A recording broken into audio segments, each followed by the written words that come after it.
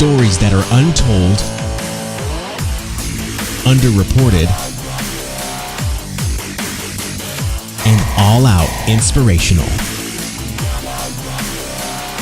Carey Pena Reports. Hi, everyone. I'm Carey Pena. Thank you so much for watching and listening to Carey Pena Reports. You can find us online at inspiredmedia360.com. In studio with me today is former Oakland Raiders star turned humanitarian AC Caswell. AC, how you doing? I'm doing great.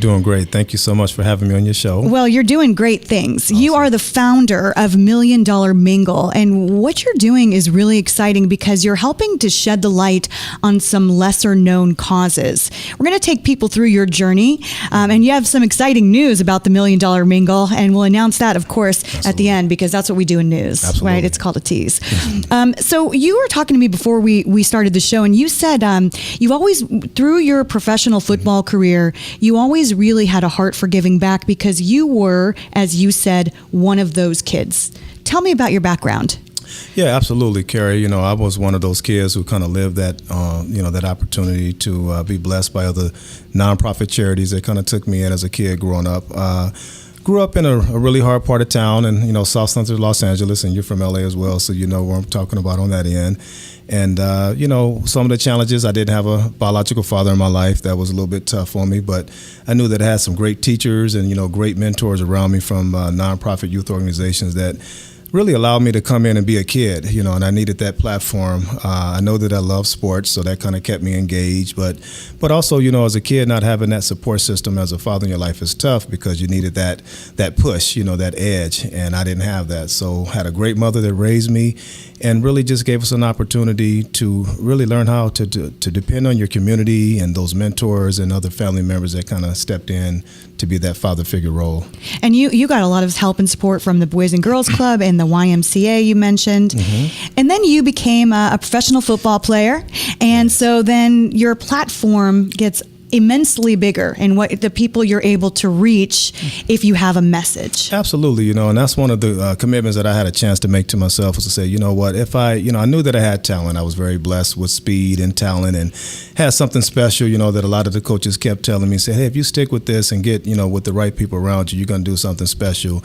And really, I had an opportunity to see that to develop in my life with great mentors and coaches and really believed in me and pushed me and said, hey, stick with that instead of turning to drugs and gangs and those things. Stick with sports. And I said, hey, if you grant me this opportunity, I want to do something on a bigger platform to not just about money and fame, but how to, leverage that platform to give back to charities and communities and, get involved with other charity events and other celebrity functions where I can meet people and network and learn more about their cause and their story. So I think having that opportunity to go into the NFL, that's probably been one of my most exciting opportunities is to have that platform, and that's kind of what I've been doing is using it as a tool.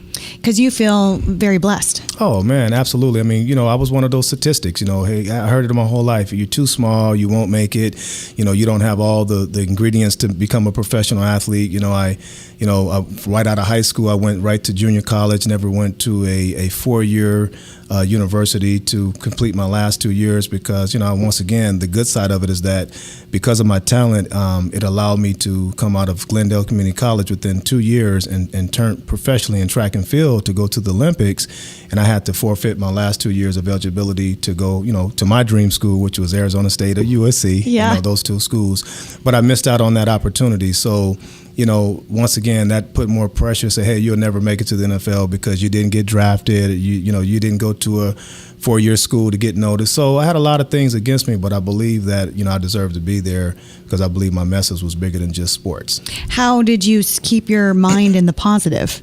It was tough. I mean, not going to lie. I mean, being a young guy with a lot of things around you and having talent and people coming up to you and kind of telling you, what they want to see happen. Hey, I believe you can do this. And, but I had to mentally just stay within myself and say, you know what, I'm doing this for a reason. I'm doing this for a purpose. My inspiration was my mom. Like I said, in high school, unfortunately, she was diagnosed with cancer. So I've always looked for little things that motivate me to kind of keep me from being a knucklehead and separate myself to not mess up that opportunity. So I just really stayed within myself mentally and said, you know what, I got a purpose and a plan of where I'm trying to get there. I know that had a profound impact on your life when your mom was diagnosed with cancer. Yes. It was. I mean, it's being in high school. When your mom is your everything. Because it's so funny when you talk with I think any professional athlete, no matter what sport, when you interview them at your level, obviously, being around professional athletes, and you really ask them, hey, what do you want to do when you make it to the professional rankings? And 9 out of 10, they're going to say, I want to buy my mama a house. That's all you hear. I always love that answer. I'm going to buy my mama a house. So that was my motivation, is thinking about my mom and, what I went through and endured at that age, and not knowing how to cope with it, and not really understanding what cancer meant and how that can, take my mom away from us, who was our support system. So, that was my motivation. It was my inspiration, but it also allowed me to educate myself on really her condition and why I really wanted to make it, as a professional athlete, to give back to her, number one. And I just love the story that you have, because it has been so important to you to give back along the way. And I have to tell you that I've known so many athletes, and I've interviewed so many athletes over the years, that I really don't think get enough credit. Not that you guys are looking for credit, right, but a lot of times they don't go out seeking publicity. Correct. And so that's why I wanted to have you here today, to invite you to talk about the amazing things you're doing with Million Dollar Mingle. Yes. So let's explain to people what that is and how it came about. Well, I tell you, we're excited. It's a fun time, and this is a fun time of year for us. Like you said, there's a lot of guys that have that message, and unfortunately, they don't get a chance to share that message because maybe other, platforms that they're involved with, where it kind of oversees the, hey, can I get to your message and why are you doing this? So having this opportunity, which I thank you, to share that message, and I say that on behalf of other athletes, because they have great charity events that's coming up, and we want to be able to tell that story. And sometimes it's hard because you don't have the time, or you're getting pulled in 1,000 different directions. But having this platform to talk about the Million Dollar Mingle, wow! I mean, it's been a lot of work, a lot of team members that's helping us do this thing. But the Million Dollar Mingle, really, it's a high luxury, and I do mean high luxury vehicle for fundraising. Our attitude was that, hey guys, can we raise money and have fun doing it and laugh, and bringing great people together with other celebrities and movie stars and athletes and corporate execs and just a lot of great people.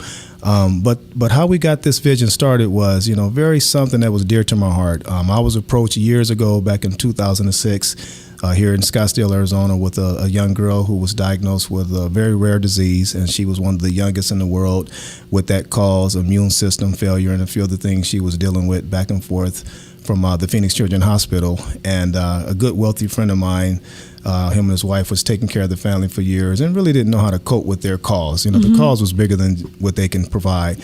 And I was introduced to this family and this little girl and just fell in love with her instantly, Regina Seal's story.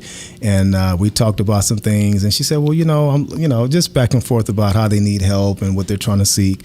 And I have to stop you there, because you tell the story so well when you say that when you first met her, this little girl, she was 8 at the time, right? 8 at the time, and you said she came out and she's so sick and she's fighting this battle. You said she had a little cute raspy voice, and it just captured your heart. It was just, her little raspy deep voice, and she said, "Hi, AC," and I'm like, "Is this Mr. T I'm talking to, or Little T?" But I met her and just fell in love with her, and I said, "Hey, I can't promise you anything, but I am going to do something special for you." And I said, "We're going to get together and we're going to create this vision, a high-profile charity event." She didn't really understand what it was about. Her parents did, but I said, "You know what? We're going to create something called the Million Dollar Mingle, and we're going to just kick butt raising money at a high-end level and getting movie stars and celebrities out there and help us raise money through silent auction, live auction, and sponsorships. And it's going to be for you, And that was my inspiration. And we, thank God, 2006 pulled it together and kicked off our first annual where 4,000 people showed up, and it was just amazing.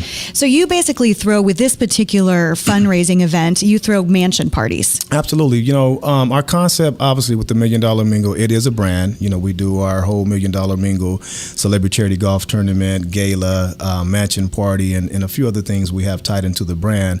But our first party is the private mansion party. We team up with a high-end luxury realtor, and we build that partnership. So when we sell that property, we give give a percentage back to the charity, obviously, and that was why we wanted to take that route. And also, people love a great mansion party. It's Who doesn't? Easy sell. Easy sell. Yeah. But you realized that you had a lot of friends who have resources and have big hearts. Absolutely. And so you wanted to manifest those things first to help this little girl. But as it's grown, what I'm interested in, AC, is how you identify lesser known charities. Absolutely. And tell me why that's important. Absolutely. And once again, no disrespect to, we have some amazing charitable causes here, big name charities, and they know who they are. But also, my heart goes out to the group of guys that I sit down with at the table internally first, my former teammates and business partners. We always start at the table and say, hey guys, what is dear to our heart? It might not be the big name charities that you see logos branded everywhere, but we do have some other special charities, and we want to put that focus this year on the beneficiary recipients to be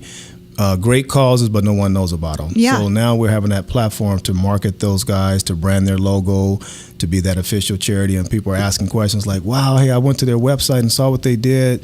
They do some amazing work. How can we support them? And that's really the goal of marketing these smaller charities. I love the fact that because you have a pretty big board, don't you?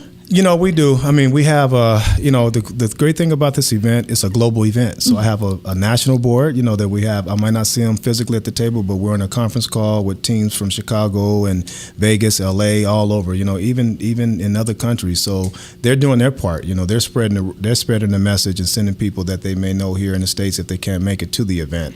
I love that you guys sit down and have a moment where people talk about causes that mean something to them. Yeah. Because that is the best way to raise money, is when you really care and you go all in on a cause. Absolutely. So what are those meetings like? Because I'd imagine then it's great to really learn more about one another too. Absolutely. And once again, we talk about the overall goal is the $1 Million Mingle. What does that consist of? Luxury fun, luxury brands, and celebrities and movie stars. But even before we get to that point, we have to select, hey, what is that cause? What's going to drive us? What's going to motivate us to get up and put in this hard work? Because as you know, Carey, charity is not free. Right. It takes money to make money and to raise money for these charities. So if I'm going to wake up every day and put my effort and energies and finances into this, I have to have a passion for it. I want to know about their cause. And also, we're a little bit different with our charities. We hold our charities accountable. Hey, guys, if we're going to invest our time and money and resources, we need you to get up with us and help market, promote, and sell tickets, and, be held accountable, because we're going to bless you back with a check. That's like an athlete mentality, though, holding accountable. Yes. And you said that you guys are all big visionaries. What does it mean to you, AC, to be a visionary? So you have had a successful post-football career. Sure. That's sometimes tough for professional athletes, because you guys have all this fame and glory. When the lights go down, sometimes it's like, what do I do? I tell you, it is tough. Even things that we're dealing with within our own professional athlete brotherhood, because we come out of a transition where it's really hard. It's hard because you live this lifestyle. You traveled all over the world. You've made great money. You have everybody around you. But then in the real world, as we call it, that picture changes, because a lot of people are not there in your support system because of sports. Yeah. And now you're trying to figure out, hey, how do I become relevant again? How do I do something positive where it can make a difference? And I think for us, the competitiveness is really what helps us out. The drive still helps us out in the game of life, but really trying to do something creative. To do something to always be able to give back. And I think when you position yourself to be able to give back, you're going to build that team of people that want to support you. I love that. Yep. And that also continues to add value. Absolutely. Because I think sometimes that emptiness of not knowing what our next step is in life, we can fill that void if we know that we're contributing and adding value. And that's in large part what you've been doing post-football. Absolutely. I mean, we've done a lot of post things, after football. I mean, just being creative. But I think, for me, coming out of the background, I will say this humbly, being a Raider, everybody say, you're an Oakland Raider? Like, yeah, I'm a Raider. But, I come from an ownership group, unfortunately, my previous owner, Al Davis, God rest his soul, passed away years ago, but he was a marketer, and everybody knows sports and say Al Davis, he was all about marketing, and he taught me marketing. He said, hey, at life after football, I want you to be prepared to be successful, and don't be afraid to compete. Don't be afraid to separate yourself. Don't be afraid to visualize, be big, be bold, be successful. And if you do that, people are going to take you serious. So I think, having that opportunity to carry that in the real world, as I call it, allowed us to, take chances with creating different events, celebrity charity golf tournaments, and starting our own different businesses because we felt that we have the resources and the relationships around us to do it. Well, he was a real mentor to you. Oh man, he was. I tell you, it's a good and a bad because most people say, hey, you're a player's owner, meaning that he's all about his players. He'll fire a coach before he fires his player. But I thought that was right because he invested, not only did he invest to us football, but life, telling us, hey guys, this is how I made the Raiders successful because of I took in time to just do something other than football. I dove into marketing and how do we make our brand big and how do we, affect people from all over the world to know that we're the Raiders, So I carry that into my lifestyle a little bit too much because my whole attire is black, white, and silver, So I'm like, that messed me up, So my designers get mad at me like, can you get away from other than black, white, and silver? I said, Al Davis drove a white limousine, a black limousine, a white sweatsuit, a black sweatsuit. So I don't know. Keep it simple. Keep it simple. Your charities for this particular upcoming event, Rise and Dream Foundation and Bad Girls Do Good Things. Can you tell me a little bit about both? Well, definitely. Starting off with Bad Girls Do Good Things, love that organization. I was attached to that because of my mom, obviously, with having cancer. So that kind of... And I've never heard of that organization. Yeah. I mean, you know what? Once again, great calls, but a lot of people don't know about them. And, once again, I'm just trying to do my part. We're trying to do our part as a team to brand them and market them so more people know about their cause. Mm-hmm. But what do they do? You know what? They're really breast cancer research. Mm-hmm. So I've been to their events for about the past 4 or 5 years, and they do such an amazing job. They have fun. They wear all the pink, the photo booths. Yeah. So you'll see them at our event. The Bad Girls Do Good Things. And I love the name because it's so good. It's risque, but when people say, hey, man, who are you supporting money for? Bad Girls Do Good Things? So we all laugh. I said, man, just go to the website and see what they do. And then corporate will call me and say, oh, okay, I thought you was. So we laugh about it. So, I love stuff like that. They thought you'd lost your mind for a second. Yeah, they thought I was going after different type of sponsors. I'm like, no, it's still, so, but I like that, I like that attention get. So, it makes me talk about it and they love it, So a lot of people are knowing about their cause. And Rise and Dream really is a great organization, that I support. Once again, we raise money for underprivileged kids. We feed them after school. We clothe them. We put them in sports activities, and really that's what it's about with Rise and Dream Foundation. So you have an opportunity to expose that is just awesome.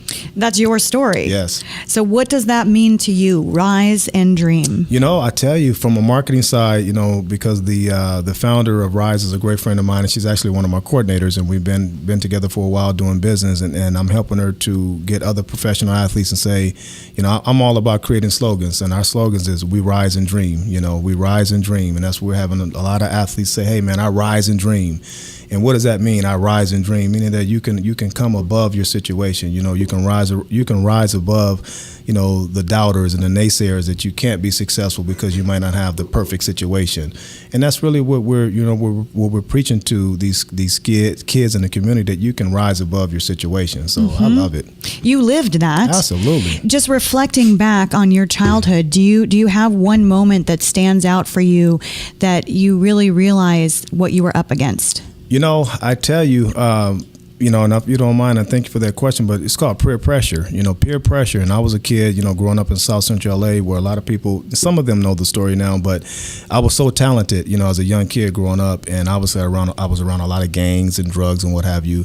And that peer pressure for me came to where it's like, wow, I had gang members fighting over me to be on their team. And if I didn't be on their team, the other gang was going to beat me up for not being on their team. So going through that stage and then realizing, wait a minute, they're honoring that I have talent. Something clicked in me like, wow, am I that talented, to where, I'm experiencing this, but I turned it into a positive and said, you know what, that's my changing moment where I'm gonna ride that talent that I was blessed with. I'm just going to feed it. I'm going to let it take me to the top to be a difference maker. Well, and not all kids have the talent like you have.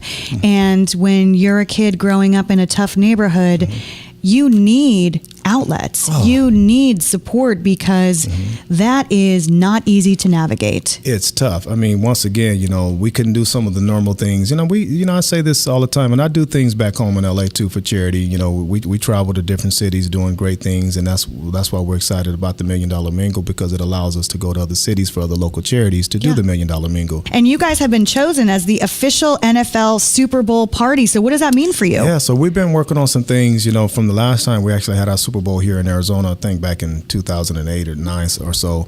I was talking to my board, our NFL Association board, and a few other people within our organization, and said, once again, how do we do something for us? How do we, do we go to other big parties during the Super Bowl? Yes, we do. But how do we control our own market? And people said they love this event. And they said, man, we can see this being a Super Bowl event. So we're literally working on getting this to be ready to rock and roll for the next Super Bowl. In Miami, which is, you can't get a better place to have a mansion party than Miami. Right? Exactly. So we're excited about it. And it takes a year out to work. So we're already trying to kick in those doors and getting things placed. And then, we'll be here in Arizona for the Super Bowl coming up soon as well. So we already got our eye on a couple of nice mansions. So let us know if you got some beautiful mansions. We'll look at it. And where can people find you guys? Yeah, absolutely. They can log on to milliondollarmingle.com, and that'll give you all the information. We still have tickets for sale. We still have some dinner tables for sale for charity. So we'll, definitely love for them to get involved and support it and come out and network with us. It's going to be a blast. What message do you want to leave people with? Once again, I always just say, look at yourself in the mirror and say, why do I do what I do? What is your passion? What is your drive? Or what motivates you? Because we all can make a difference in life, so you just have to embrace it. And I love it. Yep. AC, thank you so much Absolutely. for coming down to the studio. Really appreciate it, and best of luck. Absolutely. Thank you, guys. Take me to Miami with you. Let's go. Let's go. I'm in. I'll wear my black, white, and silver. Yeah. You're good to go already. First class. We got you. Thank you so much. Absolutely. And thanks to all of you for watching and listening to Carey Pena Reports. And once again, you can find us online at inspiredmedia360.com. Take care.